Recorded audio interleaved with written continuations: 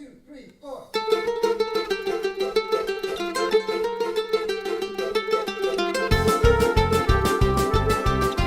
Hi everyone, this is Jewish Talk coming to you from Nassau Community College on 90.3 WHPC, also streaming on the iHeart and the iTunes app. This program is later archived on Spreaker.com. So hi there, my name is Rabbi Perl. Good morning, good afternoon, and good evening. This all depends on when you are listening and joining us. Well, today, Sunday, is the day right after a long week, a whole 8 days of the holiday of Passover. So please allow me to share some thoughts, some afterthoughts, perhaps some inspiration that we can take from this high holiday. I call it high, but it's really, really very high, the important holiday of Passover, also known as Pesach. So I first want to tell you a little bit about February the 1st versus Passover. What am I talking about? How many of you know that February the 1st marks one of the most important anniversaries in American history? Most of us don't. I didn't until recently. You see, February the 1st is National Freedom Day, the day that the President, Abraham Lincoln, signed the joint House and Senate resolution outlawing slavery. The resolution became the 13th Amendment to the Constitution in 1865. Arguably, February the 1st is more significant than the 4th of July. On July 4th, we throw off the yoke of the foreign power and attained independence, but millions of Americans still remained enslaved. It was only when slavery was abolished that America began to live up to its declaration that all men are created equal, when we genuinely began to proclaim liberty throughout the land to all inhabitants. So why is such a pivotal date in the history of America not more widely known? And here's the Passover question. Why is the emancipation of Hebrew slaves, which happened 3,300 years ago, widely known? This everybody knows. The answer is simple, but supremely important. National memory dies without national ritual. Let me repeat that. National memory dies without national ritual. For 3,300 years, Jewish people have celebrated the Passover Seder. During that Seder ritual, we tell the story of the Exodus from Egypt. We eat matzah and bitter herbs to remind us of what it felt like to be oppressed. And we drink wine and sing songs to celebrate the fact that we're here to tell the tale. Because Passover is not a date or a concept, but a set of deeds, mitzvahs, it has never lost its power to inspire the imagination of successive generations. It is inscribed in the grooves of our habits and our memories. It reminds us that the battle for freedom, human dignity, equality, tzedakah, and righteousness is never over and must be fought in every age. National Freedom Day has no such ritual, sadly, so its memory fades away. Rituals are the way that a people preserve their memory, keeping faith with those who came before and passing on their legacy to the future. Those practices and ideals they represent, such as honesty, generosity, compassion, love, justice, Torah, mitzvahs, are the most important things that parents can give to their children. The reason that we have been able to keep this national identity alive for millennia is because of the ritual, the mitzvah. That is the technology that has allowed us to survive. Therefore, the message of Passover, as we come out of it, remains as powerful as ever. As long as we teach our children how to perform the rituals involved, we will never ever lose the identity and the message of what Passover means to the entire world. Something to think about. Now, there's another aspect of the holiday of Passover that we come away with, and I know everybody knows the song. Let me try it, see if I still have the voice to be able to sing that famous song that everybody knows. Ilu hotzianu mimitzrayim hotzianu mimitzrayim dayenu. Hey, dayenu, dayenu, dayenu. Now you know, dear friends, why I was not chosen as the cantor for my synagogue. But that song speaks about the gratitude, dayenu, and this would survive. Appreciating. Let's call it the gratitude challenge. The song Dayenu reminds us to express gratitude, not just to God, but to everybody, to all people. Expressing gratitude, of course, pleases the recipient of the praise, but psychologists have discovered it also elevates the spirits of the grateful person. I'm not talking about the Grateful Dead. That's another program. We're talking about the grateful person. Martin Seligman, the godfather of positive psychology, has an exercise that makes people happier. He calls it the gratitude visit. Here is his instructions. Ladies and gentlemen, close your eyes. Call up the face of someone still alive who years ago did something or said something that changed your life for the better. Someone who you never properly thanked. Someone you could meet face to face next week. So, have you got that face in your mind? After identifying this person, this Dr. Seligman suggests that you write a letter that expresses your gratitude and then deliver it to the person.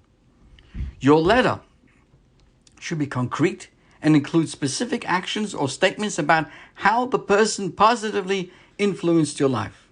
As an example, consider this letter that University of Montana student Paul Glassman wrote to his mother and subsequently read aloud to her.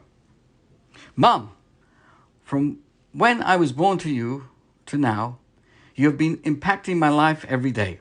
When I was in high school, you came to every single sporting event that you possibly could, even if that meant you had to leave work early to catch the bus to get here. You were there even if it was pouring rain. You pushed me to do well in school because you wanted me to go to college. I know that if it was not for you, I would not have continued my education. Through the toughest of times and through the best of times, you have been there to support me. You are such an amazing human being and even better mother. Thank you for all the time and the effort and the hard work that you have taken into making me the man that I am today. I love you with all of my heart. It's clear why, when Glassman visited his mother and read this letter, it would pique an experience. It would be like an amazing experience for her. It let her know that her son sees her, she has pride in his accomplishments, and provided a deep emotional message that moved her. But the visit was also a defining moment for him, for Glassman. In fact, he cited it as the third most memorable experience of his college days, behind only the graduation and attending the football national championship game.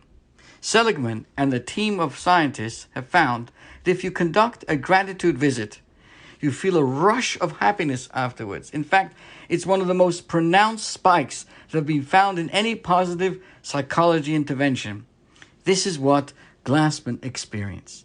Better yet, researchers say this feeling lasts. It's durable. Even a month later, people who conducted a gratitude visit were still happier than their peers in a control group. This is a stunning finding, my friends. There are many pleasures in the world that spike your happiness levels for a few hours, like a good matzo ball soup, to name one, but not many that last a month.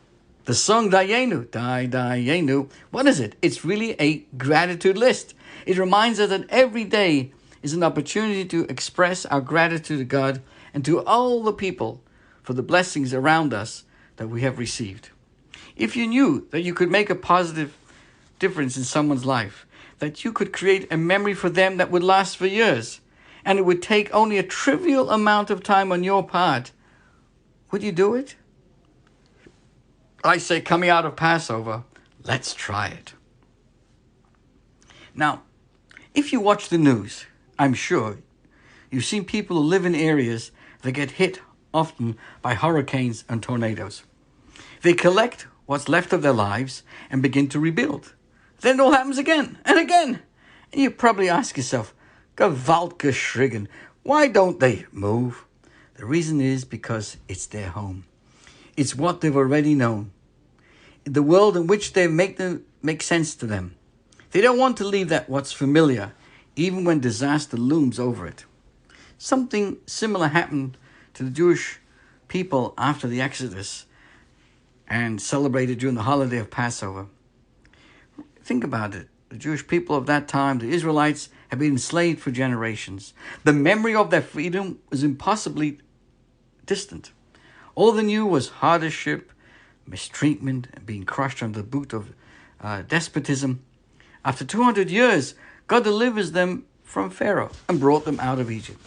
You would think they would be happy, but every time they faced a hardship, they complained. Oi, it's hot, we're tired, we had better food in Egypt. Oi, Moses, the water's not distilled out here, let's go back to Egypt. Why would they want to go back to Egypt? Because, my friends, it was their home. They had become comfortable being victims because it is all that they ever knew. It was the misery they knew, as opposed to the freedom that was foreign. Their parents and their grandparents were all slaves. They didn't want to leave what was familiar, even when it was awful. It is easy for us to tell people living in a hurricane zone they should move. It's easy to criticize people for wanting to return to Egypt. It's harder to realize and to admit that we often do something similar. We all have our emotional home that we keep returning to. For some people, it's happiness, love, gratitude. But for others, it may be fear, anxiety, worry, or depression. The emotional home is the place where you feel most comfortable, to which you often retreat. It's not always good for you, but it's habitual. You know the landscape, and every nook is as familiar to you as the back of your hand. Have you ever had a dinner date with somebody you care about? Your husband, a wife, a good friend, a relative, and you're supposed to meet at 7 p.m. Nope. You get there at 7, they're not there. You wait until 7:30, and they're still not there. When that happens, what do you feel? Scanning the restaurant for them. Some people get angry. Some get worried. Same scenario, very different reactions. Why are people in the same situation experiencing it so differently? They are both going back to their emotional homes and their comfort zones. What they see happening outside is colored by how things they feel inside the house. Let's take this one step further. How does the angry person react when the friend arrives? Let's just say it won't be a very pleasant dinner. How does the concerned person react when their partner arrives? They'll treat them with compassion and concern. I was worried, where were you? Notice that it's the same event, identical circumstances, and showing, but very different experiences. So here's the most important thing to remember. The quality of one's life is based on the quality of your own habitual emotions. Where you live emotionally determines how life feels for you. The good news is that you can move your emotional home just as you can move into an actual house. You just need to be open to changing your habits. The Exodus, Passover, reminds us not to rush back to our emotional Egypt. Sometimes it takes time to move from one emotional home to another, and perhaps to upgrade to something that's more beautiful, nurturing, and fulfilling, so we can all go into our proverbial promised land. Some more thoughts, dear friends, and I hope everybody is enjoying this opportunity, had a wonderful Passover, and please make a note that next Sunday, this is a program note, next Sunday we will have an extended program with God's help from 8:30 a.m. till 10.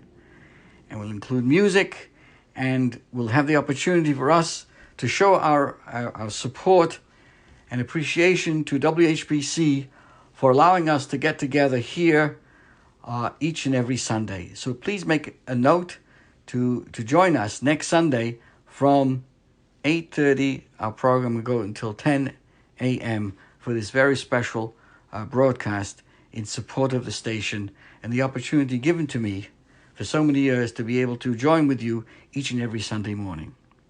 Please invite your friends, your family, your neighbors. Let them know about this very special Jewish Talk broadcast next Sunday from 8:30 a.m. to 10 a.m. Let's continue now our thoughts as we come out of the great holiday of Passover. I call this the lesson from the golden goose. I'm sure you remember Aesop's fable of the goose and the golden egg. It might be a while since you heard it. Well, let me just remind you. A fable is the story of a poor family that one day discovers the nest of his pet goose. Guess what? A glittering golden egg. The farmer can't believe his good fortune. He becomes even more credulous that the following day, when the experience is repeated, comes another day, day after day, he awakens to rush to the nest and finds another golden egg. He becomes fabulously wealthy. It all seems too good to be true. But with the increasing wealth comes greed and impatience. He changes from a person that he once was. Unable to wait day after day for the golden eggs, the farmer decides he will kill the goose and get them all at once. But when he opens up the goose, shine, he finds it's empty. There are no golden eggs, and now there's no way to get any more either. The farmer had destroyed the goose that produced them. In his greed, he had erased the source of his own wealth. The wise fable shows us the true effectiveness is the function of two things. What is produced, the golden eggs, and the producing asset, the goose itself. If you adopt a pattern of life that focuses on golden eggs, constantly working and producing more, and neglect the goose, that's you will destroy yourself and be without the asset that produces the golden eggs. To mix metaphors, you will lose the forest for the trees. Like that farmer, who we obsess sometimes over producing golden eggs. We work too hard, drive too fast. We feel chased by 1,000 anxieties every day. We destroy the greatest and only irreplaceable asset we have, which is basically ourselves. So I keep on saying high holiday, but the holiday of Passover began on a Saturday and ended on a Saturday. Started on a Shabbos and ended on a Shabbos. And there's something very special that we all have that I want everyone to appreciate and join us. The Shabbat. Shabbat says, stop killing the goose. In other words, preserve and enhance the greatest asset you have, which is yourself. That means having a balanced program of self-renewal, physically and spiritually. In 6 days, God made the heaven and the earth. The Torah tells us, and on the seventh day, he ceased from work. And it was Shavas Vayinafash, he was refreshed. Therefore, God commands us to rest, refresh on this day. Celebrating Shabbat keeps you fresh so you can continue to grow in the other 6 days of the week. Celebrating Shabbat is not a lifestyle suggestion. Guess what? It's actually one of the 10 Commandments, together with don't steal, don't murder, don't lie. It is at the core of Jewish belief and practice, the bedrock of how we should behave in this world. So, what's the connection? The connection is that they all revolve around the ultimate value of life. Those commands are about not taking other people's lives away. The Shabbat is about remembering to live oneself. So Shabbat reminds us, don't kill the goose. Don't kill the goose. Now, there are two forces at work in our lives, being pushed from behind or pulled towards the future. When you drink water, you are pushed to it by thirst. That is a biological push. But when you paint a picture, write a song, think of a goal to accomplish, you are pulled or drawn towards the future by a potential that you desire to translate from an invisible world into the physical world. The more you are pushed from behind, driven by your physical needs, the less you're living your best life. The more you're attracted by a future ideal, the more you are living your best life. Fairly early in his career, Beethoven began losing his hearing. At first, he was in despair. Who wouldn't be, especially if you're one of history's greatest composers? He wrote to a friend, "My noblest faculty, my hearing, has greatly deteriorated. What a sorrowful life I must now live. How happy would I be if my hearing were completely restored, and the most beautiful years of my life must pass without accomplishing the promise of my talent and powers." So it would have remained had it not been for something else inside Beethoven. In another letter he writes, that sounds rather Jewish. Anyway, if I were only rid of this affliction, I could embrace the world. But he went on to write, I will grab the fate by the throat. It shall not overcome me. How beautiful it is to live. Beethoven's physical condition pushed him to despair, but his vision about the music he wanted to make grabbed him, and he created some of the world's most beautiful music. A Beethoven biographer, himself a musician, reflecting on Beethoven's life, wrote, we are eternally in debt to his deafness. It is doubtful if such lofty music could have been created except as a self-compensation for such an affliction, and in the utter isolation with that affliction brought about.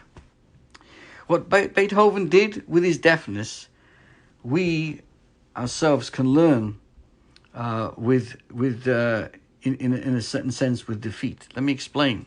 Through the centuries of suffering, the vision of an ideal world redeemed by justice and kindness has always drawn us forward.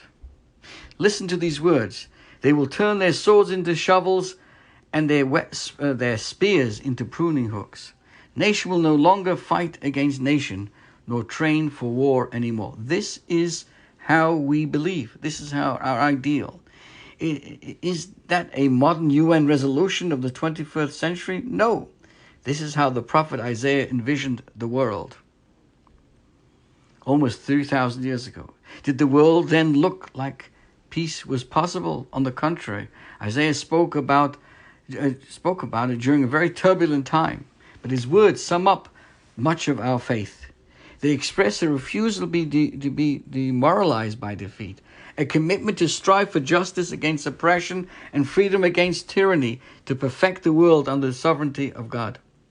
Judaism is a faith pulled by the future, facing forward and compelled by a vision of what human beings can be and what the world can become.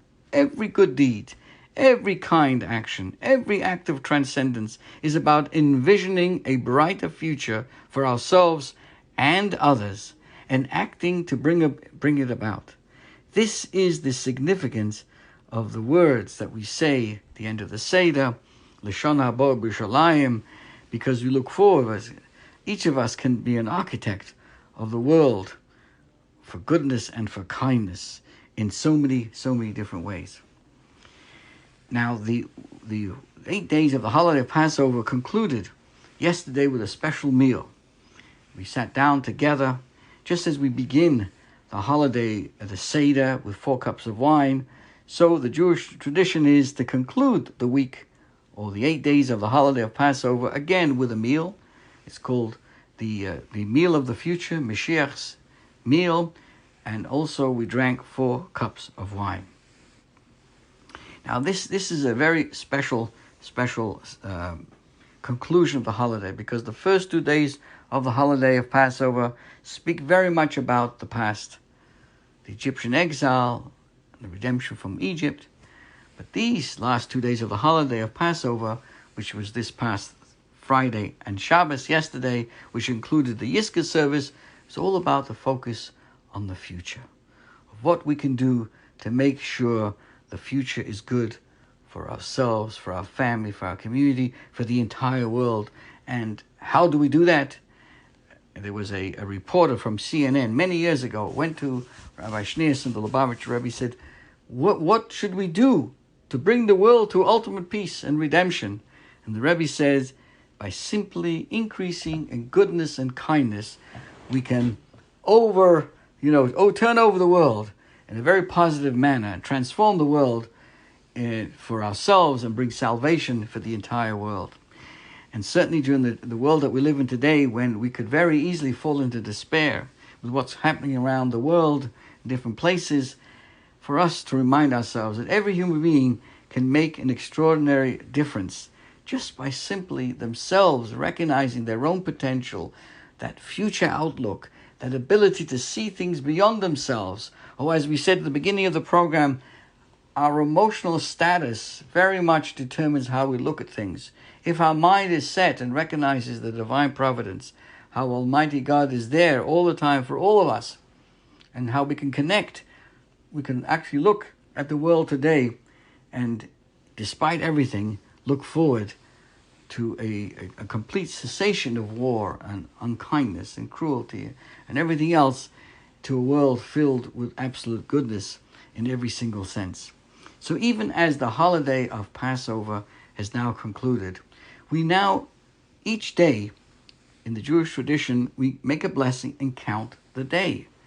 And we count the days between this holiday of Passover to the holiday of Shavuos, where the Jewish people arrived some 50 days later after leaving Egypt to receive the Ten Commandments, the tablets with Moses, and the Torah at Mount Sinai. And every single day, to mark this moment, this anticipation, this excitement, we make a blessing every day and recognize what this day is all about. And today, last night, we counted that this day is the 8th day in the counting of the Omer.